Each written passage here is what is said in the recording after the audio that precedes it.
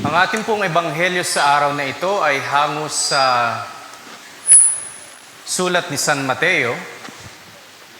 Isa po ito sa pinaka-popular na kwento sa Biblia, kung saan ang Panginoong Hesus ay nagpakain sa 5,000 kalalakihan, bukod ang mga babae at ang mga bata, sa pamamagitan lamang ng 5 tinapay at 2 isda. At sila pong lahat ay nakakain at nabusog. Sa natural na pananaw, ito po ay hindi magiging posible. Ngunit ito po ang larawan na nais ipakita sa atin ni Jesus. Ang 5 tinapay at 2 isda po pag pinagsama ay 7. At sa Biblia, ang bilang na 7 ay madalas gamitin bilang simbolo ng kabuuan, kakumpletuhan, o kaperpektuhan. Kung kaya maaari po nating makita na ang 5 tinapay at ang 2 isda ay simbolo ni Jesus bilang ganap, perpekto, at sapat na pagkaing nakakabusog para sa ating lahat. Ngunit madalas, sa maraming pagkakataon, ito po yung katotohanang hindi natin kayang tanggapin at unawain. Sapagkat sa ating unang pagbasa, kinokompronta tayo ng salita ng Diyos. Sinabi ng Diyos, "Bakit ninyo inuubos ang inyong salapi sa mga pagkaing hindi nakabubusog?"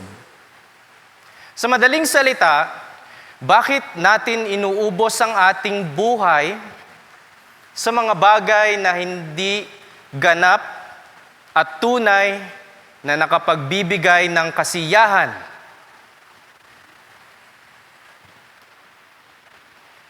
Kaya ito po ang paanyaya ng Panginoon Hesus sa atin.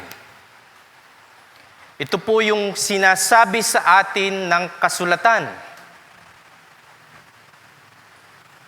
na sa ating buhay, marami po tayong mga bagay na nais makamtan. Marami tayong mga bagay na hinahanap. Marami tayong pinagkakaabalahan. Sa mundong ito, meron po tayong mga ari-arian, meron tayong mga pinag-aralan, may mga kabuhayan, may mga bagay tayong mga nakakamtan. At ang mga bagay pong ito ay hindi likas na masama. Ngunit ang nagiging problema ay kapag ito na po ang nagiging pinakamahalaga sa ating buhay. At ang ating pong relasyon at tipan sa Diyos ay unti-unti nating nasasawalang bahala. Kaya balikan po natin yung sinabi kanina.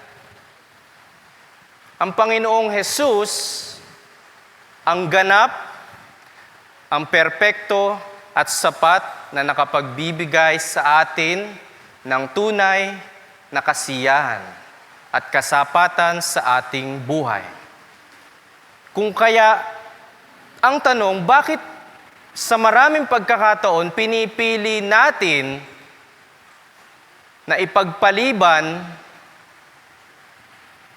ang pagtanggap kay Jesus sa banal na komunyon? At hindi natin binibigyan ng nararapat na pagpapahalaga ang ating pakikipagtipan sa Diyos. Bakit sa maraming pagkakataon, mas nangingibabaw ang ibang bagay sa ating buhay kumpara sa tunay na pagkain na nagmumula sa Diyos, na nakabubusog, na nakapagbibigay sa atin ng ganap na kasiyahan? Bakit mas pinipili natin ang mga bagay na pansamantala? Ulitin ko po, ang mga bagay sa ating buhay sa mundong ito ay hindi likas na masama. Ito ay nagiging masama kung ito ang ating nagiging Panginoon. Kung ito ang ating sinasamba at binibigyan ng pagpapahalaga. Nangyayari ito at nasasawalang bahala natin at nababaliwala natin ang kahalagahan ng pagdalo sa banal na misa at ang ating pakikipagkaisa kay Jesus sa kanyang katawan at dugo. Ngunit, sa kabila po ng lahat ng ating mga kakulangan at mga kahinaan, nananatili pa ring ganap, perpekto at sapat ang biyaya, ang grasya at pag-ibig ng Diyos sa atin. Hindi kailanman siya tumatalikod sa ating mga pangangailangan, sa ating mga kahilingan, kahit paulit-ulit na tayo ang tumatalikod sa Kanya. Kaya ano ba o sino ba ang makapaghihiwalay sa atin sa Kanyang pag-ibig? Tanungin natin ang ating mga sarili. Ano o sino ang makapaghihiwalay sa atin sa Kanyang pag-ibig? Ang mga kakulangan ba natin?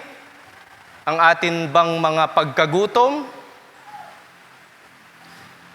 Kung kaya kaisa ni San Pablo, natitiyak kong walang makapaghihiwalay sa atin sa pag-ibig ng Diyos. Kahit ang kamatayan o ang buhay, ang mga anghel o ang mga pamunuan, ang mga kapangyarihan, ang kasalukuyan o ang hinaharap, ang mga alinmang bagay na nilikha dito sa mundo ay hindi kailanman makapaghihiwalay sa atin sa pag-ibig ng Diyos na pinagkaloob sa atin sa pamamagitan ni Kristo Jesus na ating Panginoon. Tayo pong lahat ay magsitayo.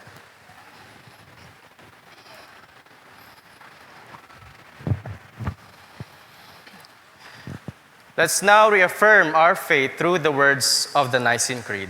Together, we believe in one God, the Father Almighty, maker of heaven and earth, and of all things visible and invisible, and in one Lord Jesus Christ, the only begotten Son of God, begotten of his Father before all worlds, God of God, light of light, very God of very God, begotten, not made, being of one substance with the Father, by whom all things were made, who for us men and for our salvation came down from heaven, and was incarnate